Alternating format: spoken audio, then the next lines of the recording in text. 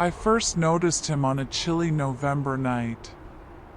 His silhouette stood motionless in the window of the apartment across from mine, staring directly at me. I lived alone on the third floor, and the building across the street had been vacant for months. At first, I told myself it was a trick of the light, a shadow playing tricks on my exhausted mind. But the next night, he was there again. He didn't move, didn't blink. Just stood there, watching. My unease grew. I started keeping my curtains drawn, but curiosity got the better of me. One night, I peeked through a small gap. He was still there, standing at the window. But something was different. He was closer now, his face just barely visible. I grabbed my phone and called my neighbor, Mrs. Holloway, an elderly woman who had lived in the building for decades. "Do you know the guy in the apartment across from me?" I asked. Silence. Then she whispered, "Honey, no one has lived there for years." My blood turned to ice. That night, I barely slept. But as dawn approached, I decided to investigate. I crossed the street, my hands shaking, and knocked on the door of the abandoned apartment. It swung open with an eerie creak. Inside, dust covered every surface. The air was heavy, stale. But the worst part? A single chair sat by the window, facing my apartment. And on the dusty floor, I saw them, footprints leading in, but none leading out. A gust of wind slammed the door shut behind me. My breath hitched. And then, from the shadows, I heard the whisper. "I see you too." I spun around so fast I nearly tripped over my own feet. My breath came in ragged gasps as I scanned the darkness of the apartment. The dim light from the street cast long, eerie shadows across the abandoned room, making it difficult to tell if something, or someone, was lurking in the corners. I swallowed hard. "Who's there?" Silence. Then, from somewhere deeper inside the apartment, I heard a soft shuffle, like the scrape of a shoe against the wooden floor. I turned and bolted for the door. But when I grabbed the handle, it wouldn't budge. My heart slammed against my ribs. I twisted and pulled, yanking at it with all my strength. It was no use. I was trapped. A low, whispery chuckle drifted through the air, sending icy tendrils down my spine. My hands trembled as I reached for my phone. The screen lit up, but just as I opened the dial pad to call 911, the device flickered and shut off. The battery was dead. That was impossible. I had charged it before coming here. Panic surged through me. I took slow, cautious steps back toward the window, my eyes darting to every darkened corner. The only way out was the fire escape, which I could barely make out through the grime-streaked glass.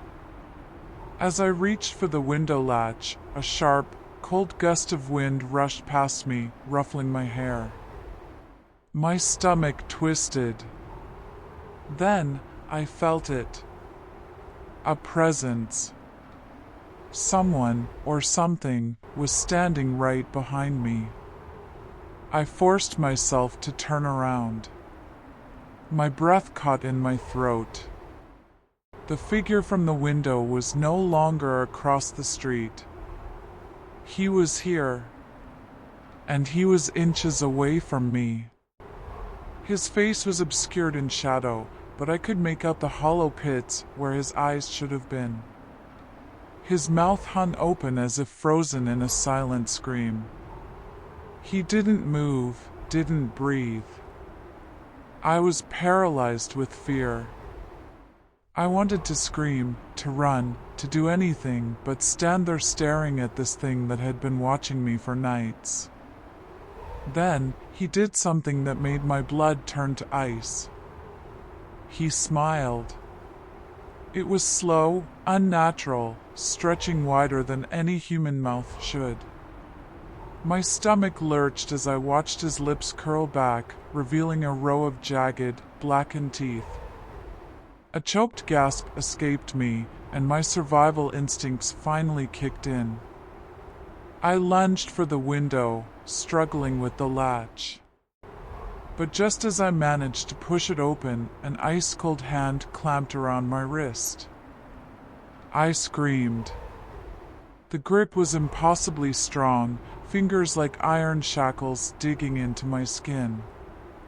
My vision blurred with tears as I twisted and yanked, desperately trying to free myself.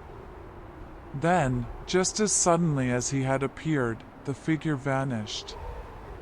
The room went deathly silent. I stumbled backward, gasping for air. My wrist throbbed where he had grabbed me, and when I looked down, I saw deep, red welts forming on my skin. Shaking uncontrollably, I didn't waste another second. I climbed out onto the fire escape and scrambled down as fast as I could. My legs nearly gave out as I hit the pavement, but I forced myself to keep running until I was safely back in my apartment. I slammed the door behind me and locked every possible entrance. My heart pounded as I backed away from the window, half expecting to see him staring at me again. But he was gone. For the next few days, I didn't sleep. I couldn't eat. I kept every light in my apartment on, jumping at every creak of the floor and every whisper of the wind. The bruises on my wrist faded, but the terror didn't. Then, on the fourth night, I made a terrible mistake. I looked out the window, and he was there. But this time, he wasn't across the street. He was in my apartment, standing behind me. I turned just in time to see darkness rush toward me, and then nothing. I woke up in my bed, drenched in sweat, my breath coming in shallow gasps. My room was eerily silent, the air thick with something unseen but oppressive. Had it been a dream? I sat up, rubbing my temples. My body ached, and my head throbbed. But when I glanced at my wrist, my stomach dropped. The bruises were still there. A shiver ran through me. I slowly turned my head toward the window. The apartment across the street was still empty, still dark. The chair by the window was still there, unmoved. But this time, something was different. The dust on the window pane had been disturbed. And scrawled in the dust, in jagged letters, was a message. I see you. I don't live in that apartment anymore. I don't look out windows at night. And I never, ever leave my curtains open. Because I know he's still watching.